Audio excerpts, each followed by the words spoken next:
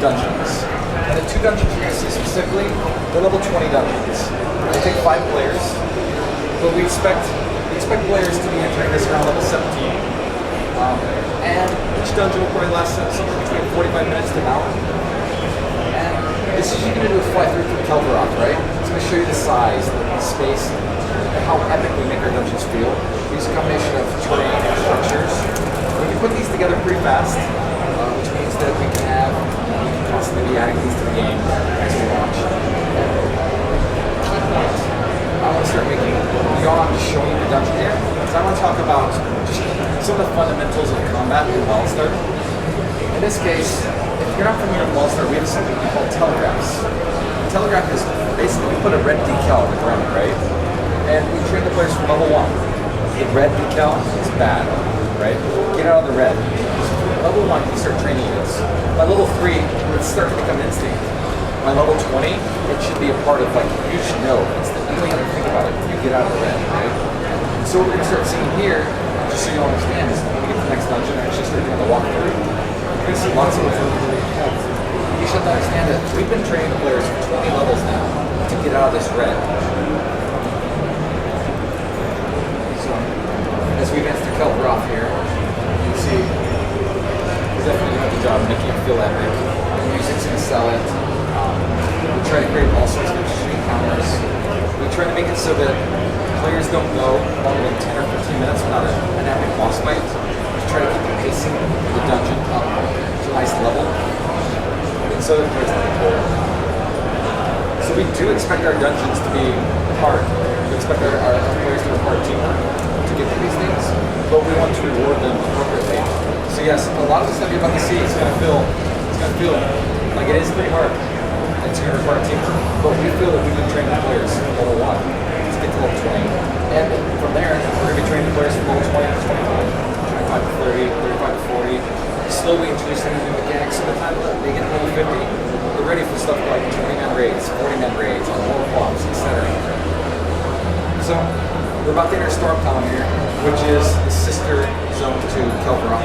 So we're actually going to do a playthrough here. We have 5 players already gone through this and they created this video for us.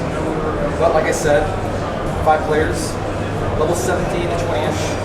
It's going to take about 45 minutes to get through this, but we're going to speed through some of this here, so we can stay here for 45 minutes. So, we're just going to blow through this first fight right here. And then I will start talking about the first boss fight.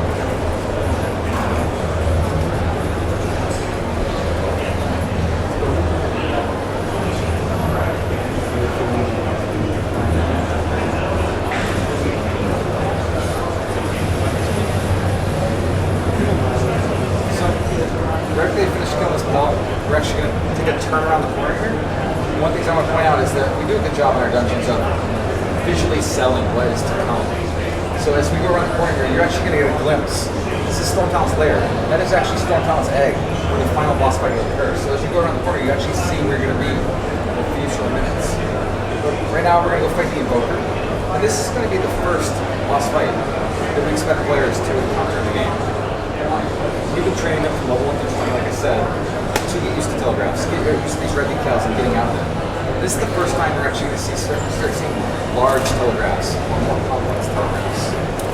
And we slowly introduce it to even in this fight. So the first thing you're going to see, he's going to do a little X. Obviously, everybody's instincts kick in and move out of the telegraph, right? To level 20, you're trained to do that. It just becomes second nature. Like, I don't even think about it, I just got it right now. And ideally, all players want the same instincts. So, right about now, the Invoker's going to realize that these people are a threat. We'll see some of our breakout gameplay and people's weapons are actually around here. So you'll see people going to grab their weapons. And while that is happening, he's actually getting an invulnerability buff on him from his pill buddies. Now, what's happening now is actually there are decals being placed, telegraphs being placed on the ground at players' locations. This is kind of new to players, in that this is the first time a telegraph actually follows the player. So you'll notice that when it gets placed on, the player's instincts kick in. He's trying to move around, get out of the telegraph. It follows him for a duration of time before it stamps down, and then he can get out of it. So that's the player. One of the cool things about that is that players slowly start to realize they can actually use that against the enemy. They can take that red telegraph, drag it to one of the pelt, drop it on the pelt, and the lightning launches the pelt. So as they kill the pelt here, we slowly start ramping the intensity in the room. Because we want the players to start feeling the excitement of the climactic part of the fight. So as you can see, we're slowly adding the static wisp to the room. They slowly orbit the room, creating very dynamic, and we start looping in, or layering in, more complex telegraphs. So the player should have the instinct to get out of the red by now, but we're making it harder and harder to get out of the red. So we're testing the limits of the player. That there are certain safe locations now players have to navigate to. So one of the things I really like about this is the messaging. It's clear. It's something we've talked about from level 1. You understand what you need to do. Now it's just up to you to figure out the best way to do it, to actually learn how to control your character skillfully enough to get to those safe locations. And the nice thing about this is that we've slowly ramped up the intensity in this room to this point.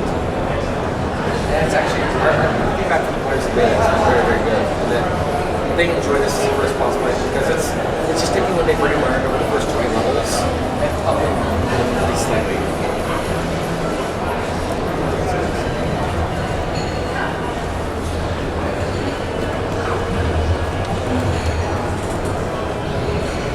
So, shall I make a question? Okay. What is the option to not show the boss? Not show them. Not show them. We do have that option, so if you wish to play without it, you could. It would be much, much harder. But yes, players can turn it off. They can turn off any number of them. This is Athros. He's a storm elemental. He's a guardian. He's the next boss fight. One of the important things about this fight that I want to cover is in the CC video, the ground control video, we talked about interrupt armor. And I just want to illustrate that a little bit better. And that this guy has 2 units of interrupt armor. Basically means one of the reasons we created the interrupt armor system is because every single player class by level 4 has some form of interrupt or CC. And we didn't want to just make this guy invulnerable, or any creature just invulnerable to CC. We wanted to create a system in which you had to use your CC. In this case, it's a teamwork thing. He has 2 units of interrupt armor. If you cast your CC at him, you're going to decorate that by 1. You cast your CC at another one. Now he has no interrupt armor left, and I can actually hit him with the CC and it'll affect him. This is important in this fight because what's happening right now is he's actually summoned 3 elementals to protect him. He's gone away, and he's actually preparing to cast a very, very bad spell. So as soon as he's died, he's going to come back.